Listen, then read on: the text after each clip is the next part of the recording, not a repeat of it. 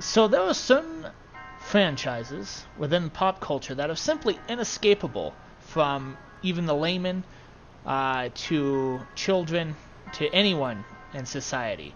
However, even though these things are such popular knowledge, there are people who have not seen these keystone achievements in media. And today I'm sitting down with my friend Mclovett, and we're going to discuss Star Trek.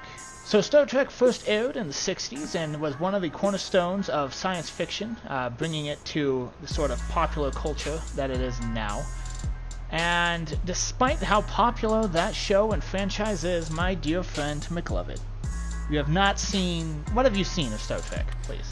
I saw a couple minutes of one episode in Spanish, and I did see the one Star Trek movie with the whale. So you're an expert, you would say. Yeah, I'd say, I'm pretty good at this. Alright, so I'm going to ask my friend some questions to sort of gauge how deep the zeitgeist of popular culture can reach if you've seen one episode of Star Trek in Spanish and one episode with the whale. Alright, let's begin. Mclovett, what's the name of the ship? The Enterprise. Who is the captain of the Enterprise?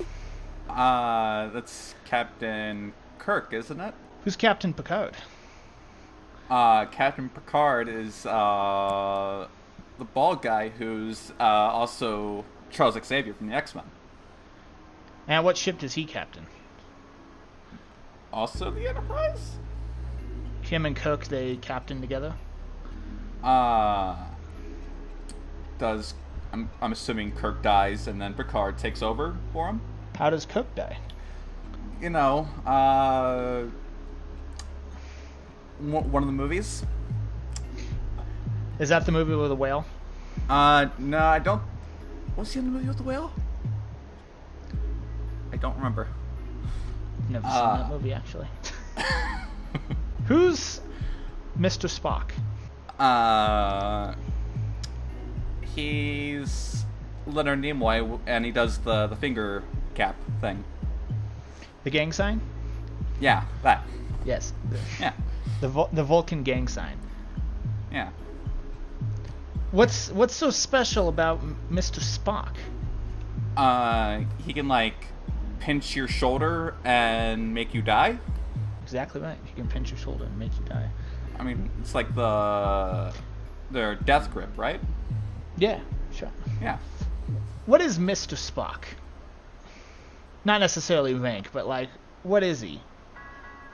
Why his ears be like that? He's a Klingon, right? Yes, he is absolutely a Klingon. What are the Klingons known for? I mean, obviously they're known for the gang sign, right?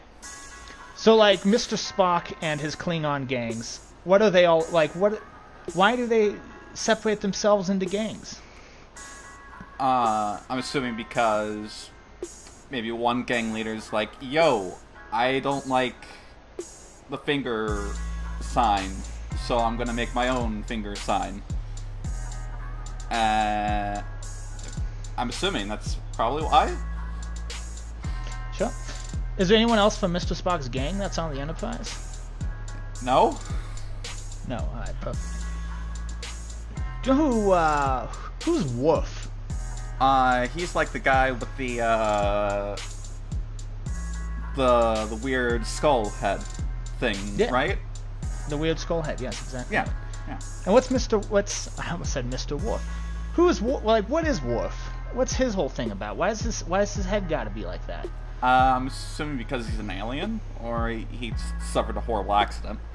So, do you know what species Worf is? Human? No, it can't be human. It's human. Why can't he be human? I don't think humans are shaped like that in Star Trek.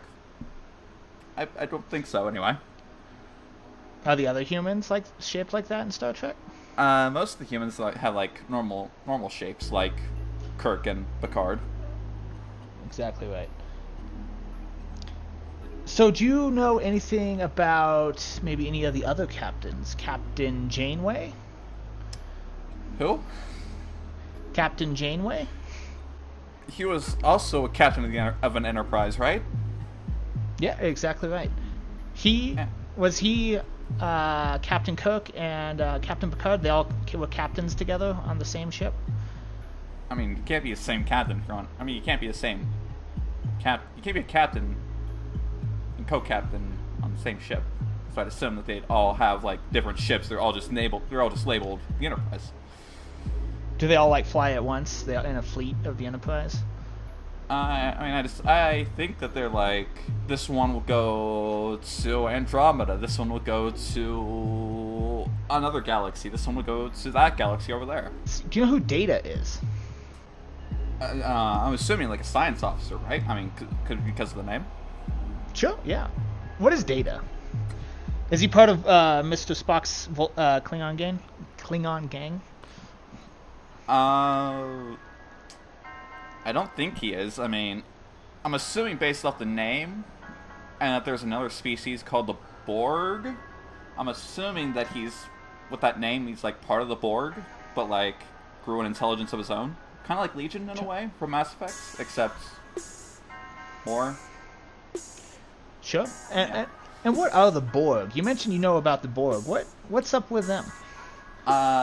They're like a collective hive mind of robots and stuff, and they like merge together to make a big cube. They all like grab hands and form a big cube. I mean, maybe not like grab hands, more like insert themselves into each other, kind of. Like weld each other together, like Voltron. Sure. They all just weld a bunch of Borg together to make a Borg cube. Yeah. So a Borg cube. You said that it's made of a bunch of robots who've welded each other together. Is there anything else that would be part of the Borg? I mean, you mentioned the robotic parts, but I mean, Borg is almost like it's short for something. Biotic organisms. Borgatic organisms. No, bioorganic.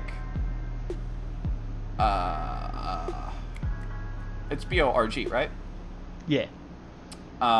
Robotic guys? Robotic guys. Exactly right. Yeah. And where do they fit into society? Are they good guys?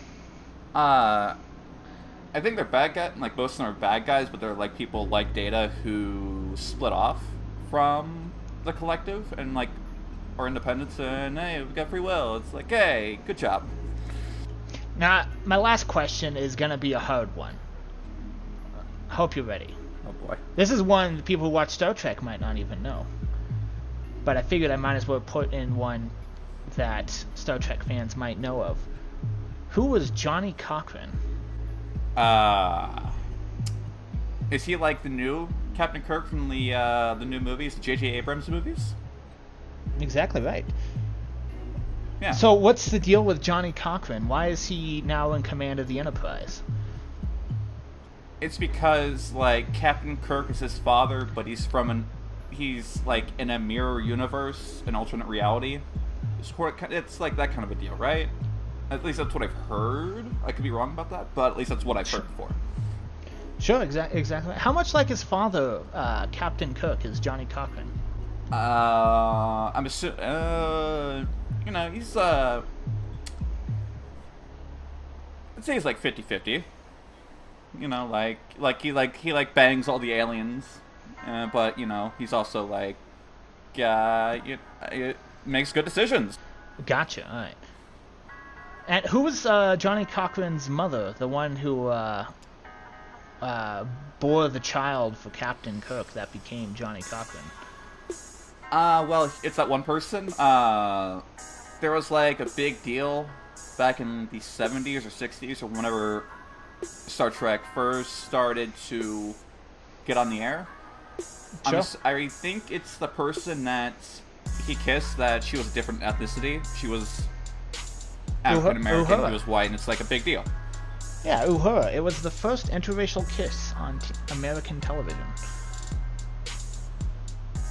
So Johnny Cochran is the child of Uhura and Captain Kirk. Yeah, exactly. That's what you're saying. Yeah. Right. And he pilots the Enterprise now. He's the new young blood of the series. Yeah, like he's a new He's a new captain, and the new captain of this Enterprise. Gotcha. So for the fourth Enterprise, because you have Captain Kirk, Picard, Captain Janeway and his ship, and this new Enterprise, or is it a different Enterprise? I mean, they're not.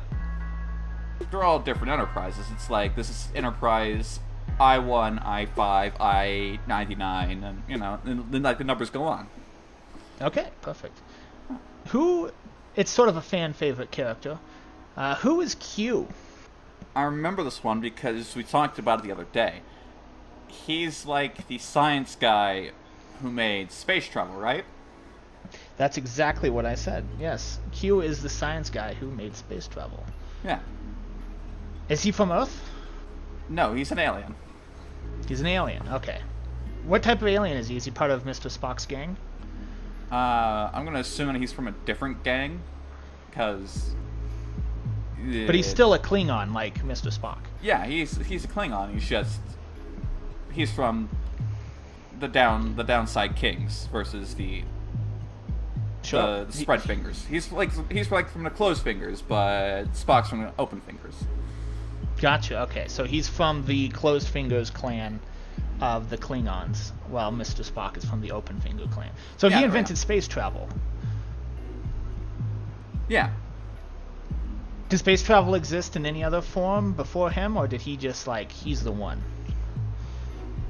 I mean, there was just regular travel, but he made not space travel, more hyper interstellar travel. Yes, hyper speed lights, flume, slip space, that kind of stuff. Hyperspeed light, flume, slip space, exactly right. Yeah, one of those. It's one of those science fiction things.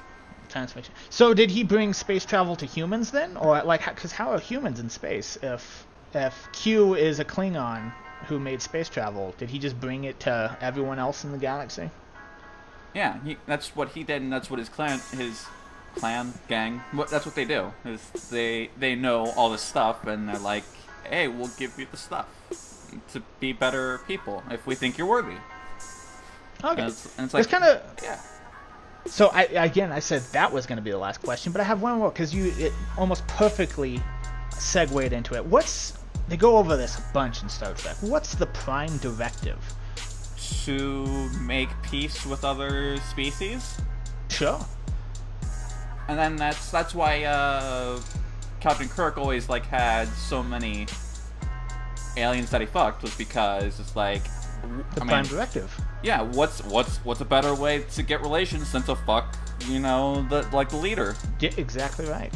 That's how diplomacy works with the Prime Directive. Yeah. Has the Prime Directive ever caused any moral questions or anything like that when they're traveling through space, putting it in aliens? I would assume that there's some situations where it's Kirk will sex an alien, and it's hey, since I sexed you and I was so good at the sex, you're gonna put us in the Prime Directive, right? But then Kirk will realize, oh, you just sexed me so that way you can get in there. Your race is barbaric and that kind of stuff. So no, we won't let you in. So what's a Vulcan? Because you mentioned the Klingons before, but have you ever heard of a Vulcan? Vulcan is what Q is. That's his gang. He's the close-fingered gang. The close-fingered gang. Yeah, then they're called the Vulcans, right? Exactly right. Yes. Yeah. All right, well, I think I'm all out of questions unless you have any. But I think you nailed it. Oh, all right. I don't know how we're going to do an episode with how perfect that was. But we're probably going to do more of these. I'm thinking about doing a Naruto one because I know nothing about that, but Mclovett knows a good deal about that, or doing some other pop culture things with other people we know. So stay tuned. If this one does well enough, we'll make more. Yeah. Can you do the Klingon hand signal for me? I know you don't have a camera probably handy, but just, do the Klingon hand finger symbol for me.